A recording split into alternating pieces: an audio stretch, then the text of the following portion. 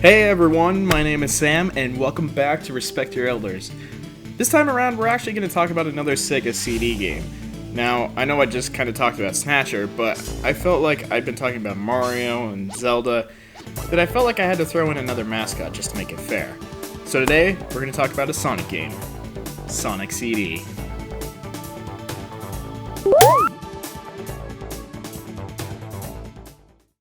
Now, I know that I've talked about the Sega CD briefly in other episodes, but allow me to go a little more in-depth about it.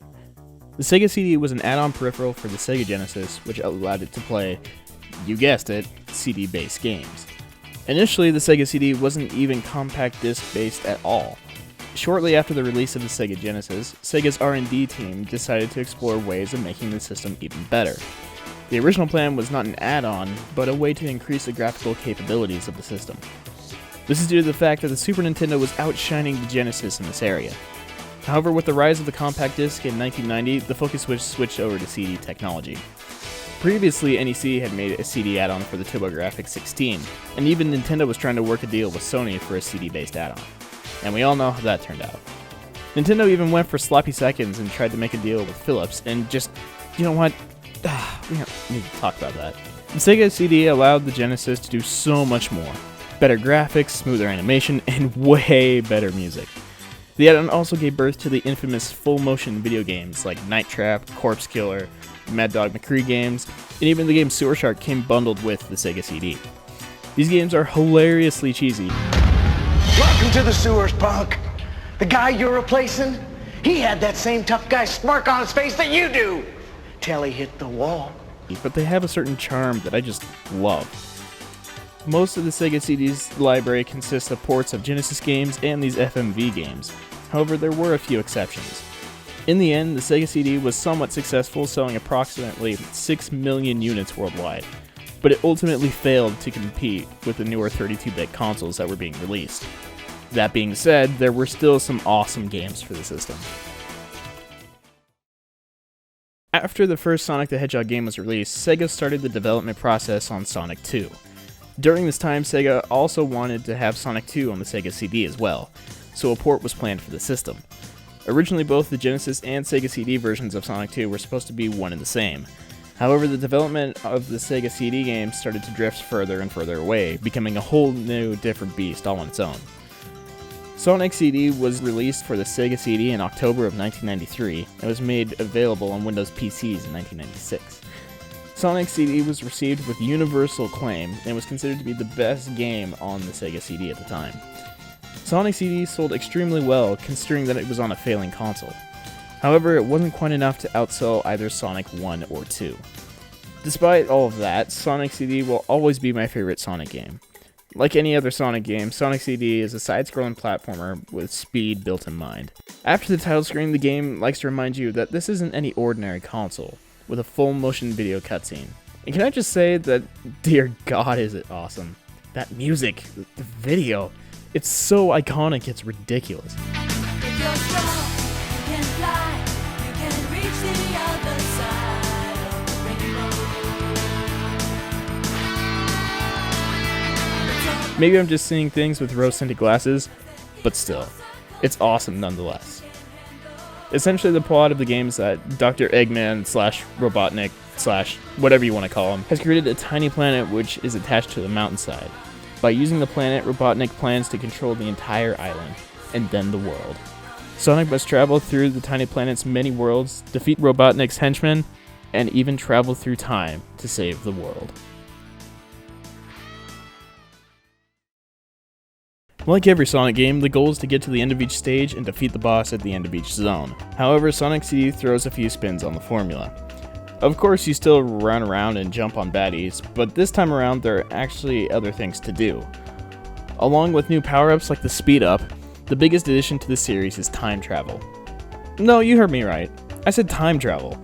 Sonic can run so fast that he can thrust himself through time. How amazing is that?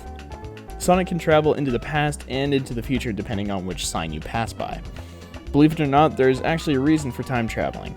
In the future, Dr. Robotnik has taken over the world. So to prevent this, Sonic must travel far enough into the past to destroy the machines that Robotnik used to take over the world.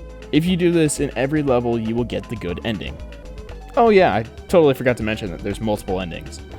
Not only that, but you also have to collect time stones instead of chaos emeralds. You can do this by beating the special stages in each game. These special stages are really freaking cool. Like, it looks like Mode 7, but it's like totally not, and it's just awesome. Sonic CD was also the mark of introducing 2 new characters to the franchise. Amy Rose, and one of my favorite villains of all time, Metal Sonic. Seriously, who doesn't love Metal Sonic? He was created for the sole purpose of destroying Sonic the Hedgehog. He's so freaking awesome. So you're probably saying, Sam, why aren't you talking about the actual gameplay?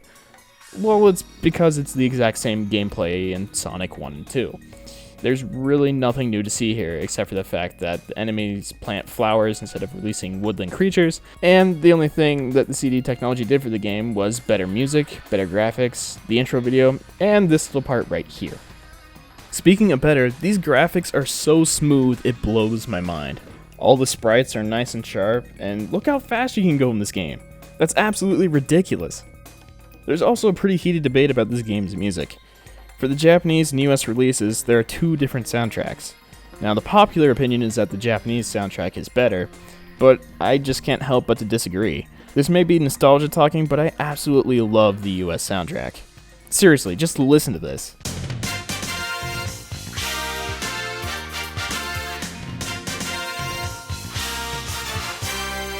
I think that one of the cooler levels is the Showdown with Metal Sonic. It's a race to the finish, and the loser meets an untimely end. A true test to see who is really the fastest hedgehog around. Except for the fact that Metal Sonic cheats, and that Robotnik chases you with a giant laser beam. Sonic CD also has some really cool Easter eggs too. For example, you can unlock various concept art for the game, which is actually pretty sweet. Another cool Easter egg is if you leave the controller alone for 3 whole minutes, Sonic will say, "I'm out of here," and you'll get a game over. Although there's one little extra that's actually pretty creepy. If you type in the numbers 46, 12, and 25 at the sound test screen, a creepy image of Sonic will appear, and a note that when translated says, "Fun is infinite, Sega Enterprises," followed by a signature of Maijin, which roughly translates to the devil. Yeah, easily one of the creepiest things that I have ever seen. Just, dear God, that's just a bunch of nightmare fuel. And that game over music. Duh.